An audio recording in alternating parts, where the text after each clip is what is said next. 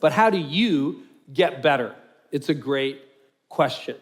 And the answer is you add margin to your life. Margin to your life. Do you remember margin? If you can think back, if you can remember, the first summer between kindergarten and first grade kind of felt like a year does today. It just felt like it went on forever. Why? Because you had no responsibilities. Because you were free, you were unburdened. And I know this about myself. When I build margin in my life, like Moses was trying to do there, or Jethro was trying to get Moses to do, you know what? I am at my most kind when I have the most margin.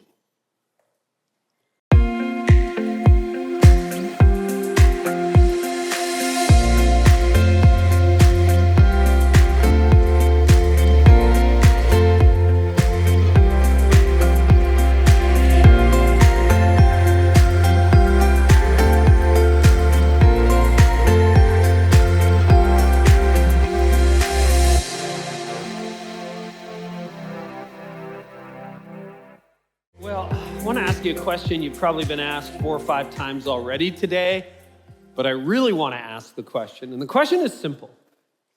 How are you? But how are you really? Because sometimes, I've been married, as Adam said, 35 years. My wife and I have gone to church all of our married lives, and sometimes you fight on the way to church. Not that you would know anything about that. And then you try to make this peace when you're coming in the door, and someone goes, "How are you?" And you're like, "Great, isn't that right, honey?" "Yeah, we're doing great," right? But how are you? Like at the deepest level. Some of you, if we're going to be really honest, you barely came in here because you're so tired and you're so exhausted and so frustrated. Some of you are hurt, deeply, deeply hurt. Some of you are struggling. The kids aren't sleeping at night. You've had too many kids, you think now. It's like, what is going on? And life seems overwhelming to you. Maybe you're in a job you hate, or maybe you're in a job you absolutely love, but there's just too much job for you. It's a question I really had to wrestle down over the years, having led a church myself for 20 years. And even in the work I do now, talking to leaders around the world, writing books, podcasting, that kind of thing, it's a question I have to ask myself on a regular basis. And I got into ministry, I got into pastoring, and it was a real surprise to me. Because I thought when I was 7 years old, 8 years old, I came home to my parents. And this was like the 1970s. So we didn't have the internet. You kind of just knew what was around you. Everything was in black and white. It was the 70s, okay? So I came home one day and I just told my parents, "Hey, when I grow up, I want to be a lawyer." Now, I don't know what sparks a 7, 8-year-old to want to be a lawyer, but I wanted to be a lawyer. And I followed that dream and I got into law school. And the best thing to come out of law school was my wife. We met in first year law. We got married 18 months into it. But then something really strange happened in the middle of law school. I sensed a call to ministry.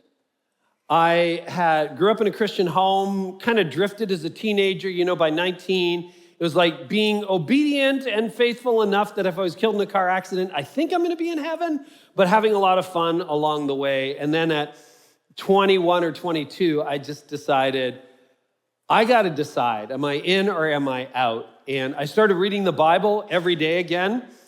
And I thought I'd do that for 6 months, and then I was either going to bail on Christianity or dive in. And it didn't take 6 months. As I was reading the Bible, I was convinced they were the most real words I'd ever read. And so I recommitted my life to Christ. But I thought I was going to be a Christian lawyer. So fast forward to law school, halfway through first and second year, I had a number of supernatural events happening.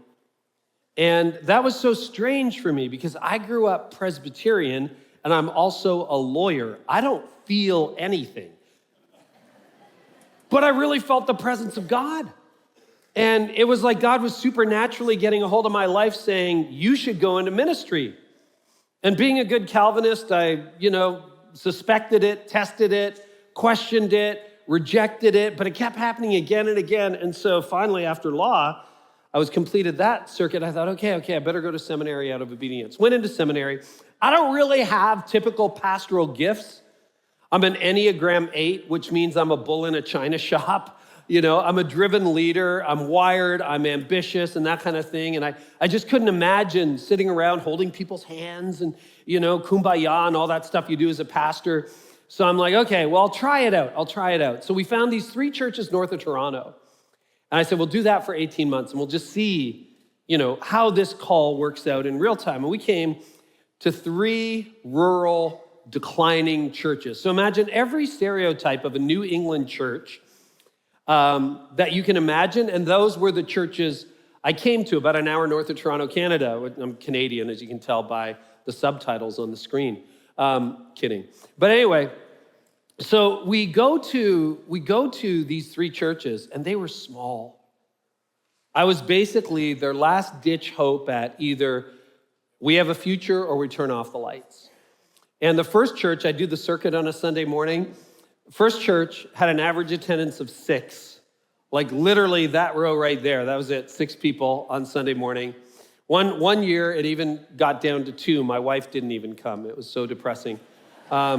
So there was that church, and then we go to the church of 14, and I'd preach there, and then I'd wrap up every Sunday morning at the mega church. It had 23 people on a Sunday morning, and that was like the first few months. But almost immediately, we started to grow. And within a couple of years, I got ordained, and they called me, and we outgrew our buildings, and then we amalgamated. We moved to an elementary school. We went from 1 service to 2 services to 3 services. Then we built a brand new building, 1 service, 2 services, 3 services. And before we knew it, we became the fastest growing church in the country in our denomination and the 2nd largest. And I'm in my 30s, and I got overwhelmed. I had a terrible formula for leadership in my 30s because I'd never been part of a big church like that. Here was my formula for leadership. More people equals more hours. If more people show up, I'm just going to work harder. I'll work, 9 hours, 10 hours, 11 hours, 12 hours a day, and I would just work hard. And when we got into about a decade into ministry, I had all kinds of people, coming to me and saying, Carey, if you're not careful, you're going to burn out. But with my wiring, I'm like, I'm not going to burn out. Like, I'm not. That's for weak people. I am not weak. And that's what I thought. We got affiliated with a church in the United States, one of the largest churches in the United States. And, I'm from Canada, so we always look up to the United States, and anything that happens here is amazing. And I got invited to speak at a mega church in Atlanta. And that's like being invited to play starting quarterback in the Super Bowl. I couldn't believe it. And they're like, all right, you're going to speak there. And this was one of my heroes, Andy Stanley, who invited me. And I remember they flew my wife and my kids down. Andy was sitting right over there. And I get up, to give this talk. And I'm like, okay, here we go. And I had prepped it for months. And I gave the talk. And according to everybody there, it went incredibly well. And I'm kind of thinking, wow, I am on top of the world. And we got on the plane to go from Atlanta and fly back into Toronto. And when we landed in Toronto, it's like I fell off a cliff. And after a decade in leadership, everything just spiraled. I lost all my feeling, all my emotion. The only thing I felt was depression, numbness. I lost my passion. I was such a passionate young attorney, such a passionate young preacher, and it just like vaporized overnight. I could barely get out of bed in the morning. I got out of bed, but I just kind of languished all day long. And I thought, okay, this was May of 2006. I thought, okay, all I have to do is get to summer vacation, because it was May, right? So in July, I had 3 weeks off. I said, that's going to solve it. So we got to July. I took my 3 weeks off. And at the end of the 3 weeks off, I felt worse than I did at the beginning of my vacation. I'm like, oh boy, maybe this is burnout. So I've always had great elders. I went to my elders. I explained what was happening. They asked me if I wanted a sabbatical. I said, if I take a sabbatical, I don't think I'm ever coming back. So I didn't take a sabbatical, and I just kind of limped along.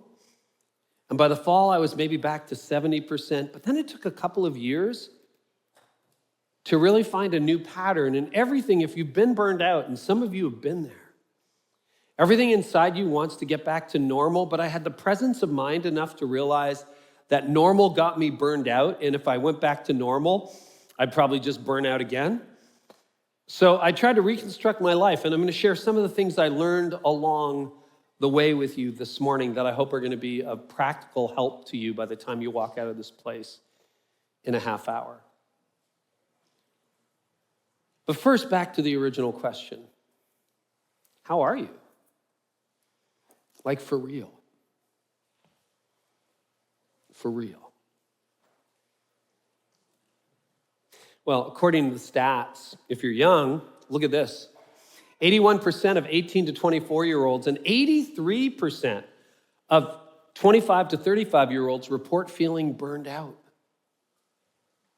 You know, if you're young, there's a high chance you're like, already. And you got decades ahead of you. Or if you bear a lot of responsibility at work, maybe you run your own company, you're a senior leadership executive, 82%, according to Deloitte, of senior executives regularly finish work feeling emotionally and physically exhausted. And maybe that's you. You leave it all on the field and you get home and you're exhausted. And what have you got left for your family? Answer, nothing. Nothing left for the kids, nothing left for your spouse, nothing left over for the weekend. You're just flat. And as I tried to figure that out, okay, what is going on as I've sort of reconstructed my life over the last 19 years? Here's what I've discovered. God gives us 3 assets every day. We get time, energy, and priorities. And if you let things just unfold the way they unfold, your time becomes unfocused. Your energy never gets thought about other than you don't have any, and it's unleveraged. And your priorities get hijacked by other people and other things that come your way. So you have unfocused time, unleveraged energy, hijacked priorities, and what happens? It leaves us feeling the way most people feel these days, overwhelmed, overcommitted, and overworked. I'm overwhelmed, I'm overcommitted, I got way too much going on, and I'm overworked. And some of you have your dream job, and you know what you do? You spend your nights thinking about how to escape from your dream job. It's like, what can I do other than this? So how do you know you're burning out? I'm not a clinical psychologist, but I want to walk you through 11 symptoms, and I want you, these are ones that I experienced when I was burning out. I want you to keep count, okay? So just keep count in your head. How many resonate with you right now? Then I'm going to show you where you fit on a burnout scale after we're done this. So sign number 1, your passion fades. I was so passionate when I was in my teens and 20s. It was like, I'm going to take the world over. By the time I burned out, it was like, no more passion. Even though I was a Christian, even though the mission of the church was important, I was toast. How about this one? Number 2, you no longer feel the highs and the lows. Okay, life is not supposed to be all highs. There's supposed to be highs. There's supposed to be lows. The Bible is very clear on that, right? We're to carry each other's sorrows. We're supposed to rejoice with each other. So somebody comes up to you if you're burning out and they say, guess what? We just got engaged. And you have enough memory to game face to go good for you. But inside, what do you feel? Nothing. Somebody else comes up and says, my dad just got diagnosed with cancer. And on the outside, you know what to do. Say, I'm so sorry. But on the inside, what do you feel? Nothing. Or when you have emotions, they're the wrong emotions. Third sign, little things make you feel disproportionately angry. You know, your son leaves the garden hose out when he was supposed to put it away. And what do? It's a 2 out of 10 problem, but you react at a 12 out of 10 and have a total meltdown on him. So your emotions are way out of proportion to what's actually going on. Number 4, everybody drains you. Okay, we know this. Some people drain you, right? There's that guy at work that you try to avoid all the time in the break room. There's that, relative who it's like not sitting next to them at Thanksgiving. There are people who are draining people, but when everybody drains you, When your kids drain you, when your spouse drains you, when your best friend drains you, you're like, I'm not going golfing this weekend. That's a sign. Number 5, you're becoming cynical. Or just basically you roll your eyes at everything. You roll your eyes at the news, you roll your eyes at what people are saying, you roll your eyes at optimists. It's like, you know what? We're gonna start a new business. It's like, good luck with that, you know? Number 5, that's cinema. Then number 6, nothing satisfies you. A good dinner out with your loved one or your best friend doesn't satisfy you. Time off doesn't satisfy you. Your hobbies don't satisfy you. Sex doesn't satisfy you.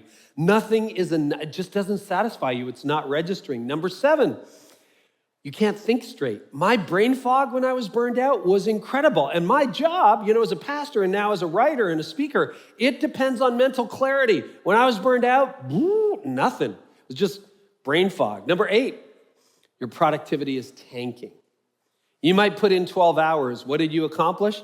Nothing. You stared at a blinking cursor, right? You're just not good at it anymore. Number 9, you're self-medicating. This one's really huge. What do I mean by self-medicating? Well, maybe you have prescription medication, but you're not taking it as directed.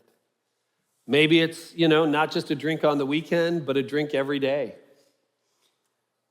Maybe it's recreational drugs. Maybe it's a sex addiction that's really out of control. But basically, you're trying to control the pain. Now, I was a pastor when I burned out. A lot of those options are not available to me, okay? Can't exactly start microdosing psychedelics at work, okay? Not a good idea if you want to keep your job. And that didn't, jibe with my faith journey. So you know what I did? I found an addiction, work. I became a workaholic. When our marriage wasn't good and leading up to burnout, our marriage was not great, I would just get frustrated with my wife. I'd get frustrated with my kids. They're supposed to go to bed at 7:30, and I'm like, 7:30, not 7:31. Meanwhile, they want water and food, and I'm like, they're just lying. Kids are liars. My wife's like, but we gotta take care of them and help them and make sure they don't starve. They're not starving. And I would just give up and go downstairs and open up my laptop and bury myself till 11 o'clock and then get up and do it again. You know the problem with workaholism? It is the most rewarded addiction in America. If you drink at work, you get fired. If you work hard at work, you get a promotion and a raise. So you're just gonna get rewarded for your workaholism. So that's self-medication. Number 10, you don't laugh anymore. You're watching Netflix, you're checking out TikTok, nothing's funny anymore. And number 11, this is a big one, sleep and rest no longer refuel you. So what should happen when you're not burned out, everybody gets tired. I get tired, you get tired. I was tired this week. We had morning and evening services at our church. I had just come back from a 5-day weekend at a retreat with some CEOs. I was tired. But you know what happens when you're not burning out? You go to bed, you get 8 hours of sleep, you wake up feeling better. You do that for a couple of days, you're back to normal. When you're burning out, it's like that July. I took 3 weeks off and it got worse, it didn't get better. So sleep and rest should refuel you. So those are the signs. 11. How did you do? Let's take a look. You got low, medium, high. If you have 2 to 3, welcome to life on this side of heaven, okay? It's never gonna be perfect. It's never gonna be exactly right. Medium, 5 to 6, some warning signs. If you resonated with most or all of those, 10 to 11, you're probably burned out. You're probably burned out. And the problem with high capacity people is you can be at 10 or 11 and you think, well, this must be what life is, except it's not. Jesus said, I've come to bring you life and life more abundant. So what do you do? Well, I've got some free resources. If you're interested, you can capture the QR code. If you want, it'll take you to an email sign up. I've got free resources that can hopefully help you navigate this a lot more than I can share in the remaining time today. But you know what I would do? I would tell somebody. I would tell somebody who loves you and somebody that you love. But now I want to get to some reconstruction. So the question, of course, becomes, okay, well, if you're burned out, how do you solve burnout? You know what the number one answer is to that question in our culture? I'll show you how I solve burnout. I'm going to solve it this way, right? You ever tried to do it that way? You get away to some beautiful all-inclusive, and you're like, oh, we're going to spend 2 weeks, and it's going to be amazing, and they're going to bring us the drinks with the umbrellas and all that stuff. And maybe that's a great 2 weeks, and you feel replenished at the end of it. But we've all had the experience where you get back on the first Monday back. By 11 a.m., it feels like you got run over by a truck. And all of that vacation just vaporized. Whatever money you spent on it, whatever time you spent on it, it's gone. Why? Well, here's why. Time off won't heal you when the problem is how you spend time on. You could take 6 months off. I see pastors do this all the time, taking a 6-month sabbatical. 6 months.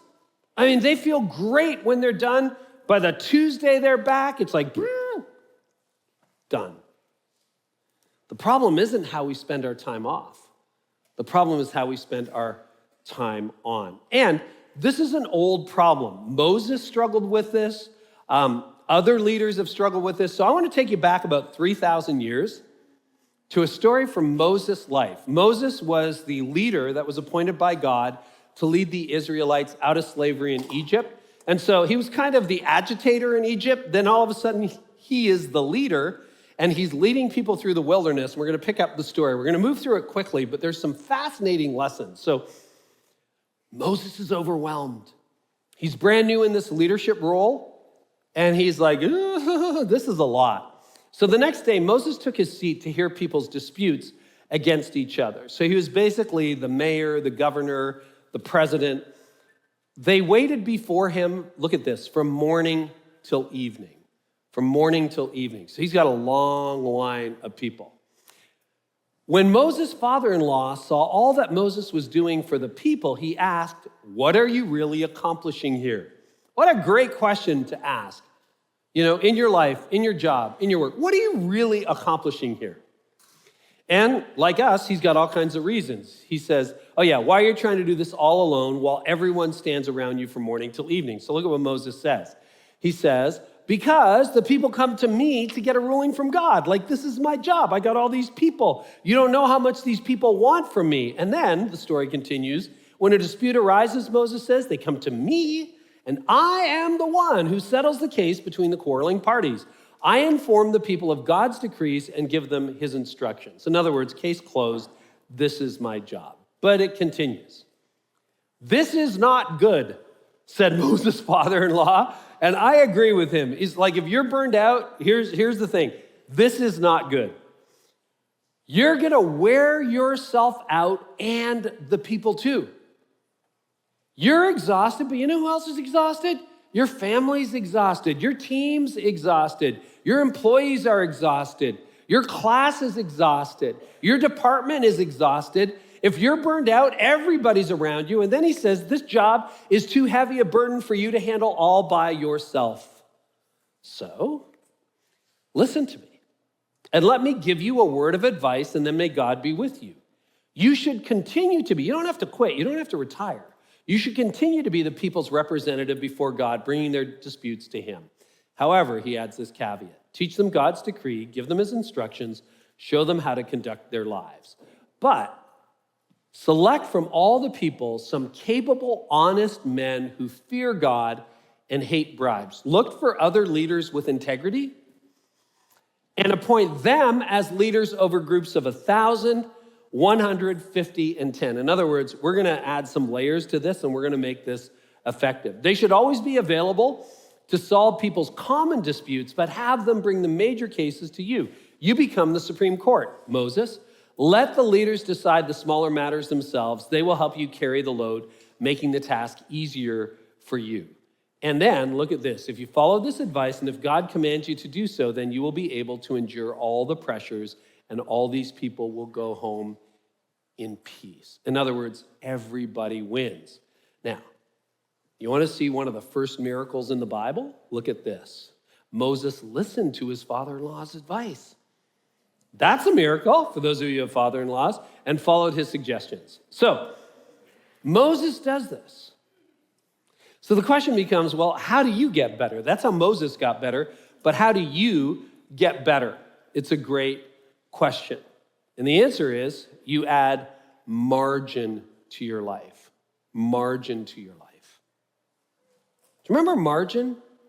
If you can think back, if you can remember, the first summer between kindergarten and first grade kind of felt like a year does today. It just felt like it went on forever. Why? Because you had no responsibilities. Because you were free, you were unburdened. And I know this about myself. When I build margin in my life, like Moses was trying to do there, or Jethro was trying to get Moses to do, you know what? I am at my most kind when I have the most margin. I'm nicer to my wife when I'm not pressured. I'm nicer to my sons when I'm not pressured. So I want to teach you through a couple of core principles that I hope you can apply as early as this week. Okay, if you think about this, before we get to the next slide, I want to ask you a question, because you already know this. I just want to help you apply it. You have a sense of this already. How many of you, and I want everyone to show your hands, okay? How many of you would say you are morning people? Hands up. Morning people? Great. How many of you are night owls? That's why you weren't at the first service? Okay. How many of you are zombies all day long? Anybody? Just like, yeah, okay. Just exhausted, right? See, and acknowledging that and knowing that about yourself, you already know half of what I'm going to teach you. Not all hours are created equal. Like, I'm a morning person, so 8 a.m. is much better for me if I'm trying to write a message than 8 p.m. At 8 p.m., I cannot be held responsible for my actions, okay? I'm just a different person. You night owls, it's the other way. It's like, how does anybody get up at 6 a.m.? That's insane. I go to bed at 6 a.m. It's just different, and there's not a right answer, but you got to figure out how God wired you or how you're wired. So I want to introduce you to this energy clock idea. And all hours are equal in time, but they're not created equal, and they don't feel equal. So divide your day, your work day, into 3 zones: green, yellow, red. Green is when you are at your best. Green is when, like, the energy is flowing, right? For morning people, that's in the morning. That's me. For night owls, it'll be later in the day. Think of that as your green zone. And then in your green zone, that's like my last book called At Your Best. I wanted to call it the 3-hour workday, because basically when I'm writing a book or writing a message or doing that kind of thing, I got 3 to 5 hours on my good days to get my best work done. Beyond that, it just gets difficult. 4 o'clock in the afternoon, just not working. So for me, that's 7 to 11 a.m., and on a good day, I get a boost after lunch. Your red zone is the opposite of your green zone. Those are the couple hours where you're just tired, right? For some of you, that's right after lunch, where you're like, oh, how do I stay awake in this meeting? For me, it's from 4 to 6. And that's when you need a double espresso. That's when you need, a nap, or you need to get your body moving, or toothpicks to keep your eyes open, or something like that. But you probably have a couple of those hours in the workday. And then yellow is everything in between. So green is high energy, red is low energy, yellow is mid. What do you do with that? Because you may be aware of that. A lot of people aren't aware of that. But if you are that, what do you do with that? Well, you do what you're best at when you're at your best. So I want to show you what I've done with it as I was reconstructing my life after burnout. So what I do is, in my green zone, the most important value-added things I do are writing, strategy, and talk prep. That's it, because I'm a writer, I'm an author. When I was a preacher, it was sermon prep, it was vision, it was clarity, it was aligning the team, and it was making sure that the elders and the staff were all getting along. So I would do that in my green zone, because that's when I'm at my best, and those are the most important things for me to do. Yellow zone, I do a lot of podcasting. I can do podcast interviews. I do my prep in the green zone, but I do the interviews in my yellow zone. I can do my team meetings, etc. In my red zone, you know what I do? Because email isn't too essential to my job. Emails, expense reports. Sometimes I take a nap. Sometimes I go for a bike ride. I used to work out in the mornings. I moved that from the morning. I used to do breakfast meetings in the morning. I don't do that anymore. Why? Because I'm burning jet fuel. And now, if I was training for the Olympics, which clearly I am, but if I was training for the Olympics, I would probably work out in the morning, but I'm not. So I can do that from 4 to 6. So I move my workouts, and I just reorganize my life. And you know what? I get way more done in way less time. and I get the important things done. Because the reason you're working on the weekends is you didn't get that really important project done. For preachers, you didn't get the sermon done, so now you get a Saturday night special that I whipped up last night for this morning. Well, not anymore. If you work ahead, use your green zone, that's how you do it. So how do you schedule this? Well, if you took out your calendar, you take out most people's calendar, and I say, okay, I want you to go 4 months ahead. So you go 4 months ahead. It's like, let's look at February. What does February look like? You know what most people would say? It looks amazing, man. I got nothing planned. February's going to be awesome. The problem is that's how you felt about October 4 months ago, because you looked at October and said, oh, it's going to be amazing, and now October's been a nightmare, and here's why. Blank space on your calendar is a trap. It looks like freedom, but it's jail disguised as liberty. So I want to show you my calendar. My calendar looks like this. And I know it's small. If you scan the QR code, you can get like the download on all this stuff. But you can see in the morning, I've got writing, strategy, talk prep, Friday morning catch up and projects. And then in the red zone, catch up and free time. I can have a nap, I can work out, I can get some stuff that doesn't really matter done. In the yellow zone, I've got some meetings, I've got some podcast interviews, some admin that I'm doing. And then if I get a burst, I can do some more writing after lunch. You notice what's really interesting? Saturday is pre-decided. Sunday is pre-decided. It says church and worship Sunday morning. It's got family and personal time on Saturday. Why did I start doing that?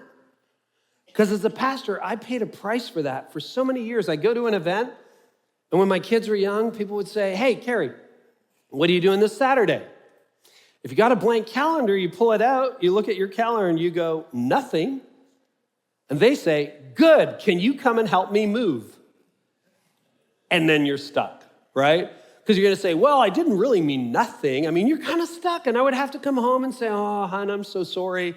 I know we were going to spend Saturday together, but this guy asked me to help him move, or somebody invited me to their grandparents' 50th wedding anniversary, and now I got to go and I got to say a prayer and, all that stuff. And I hated it because that was the only time my wife and my kids were home.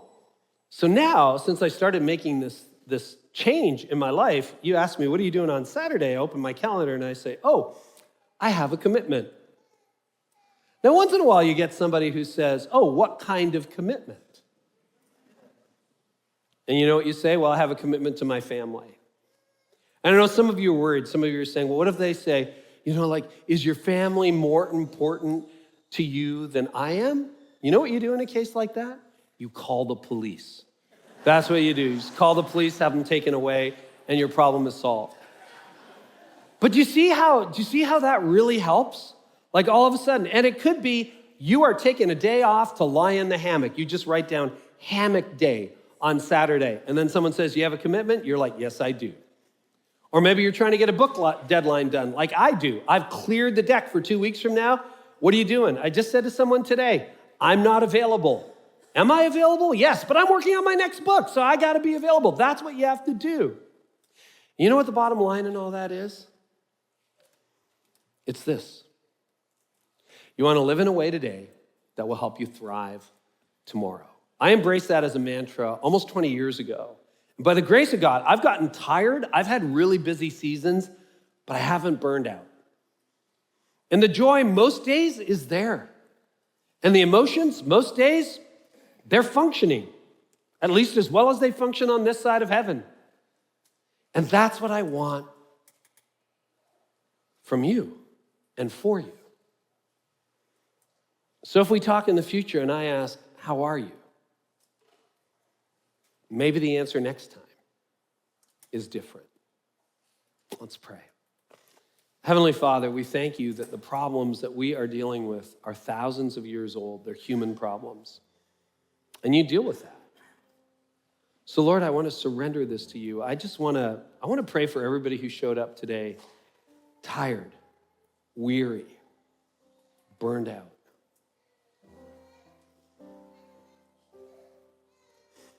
Lord, I pray that you would do the work in them that needs to be done so that they escape this trap that they're in of never-ending work, emotional numbness, not having anything left over for the people who are most important.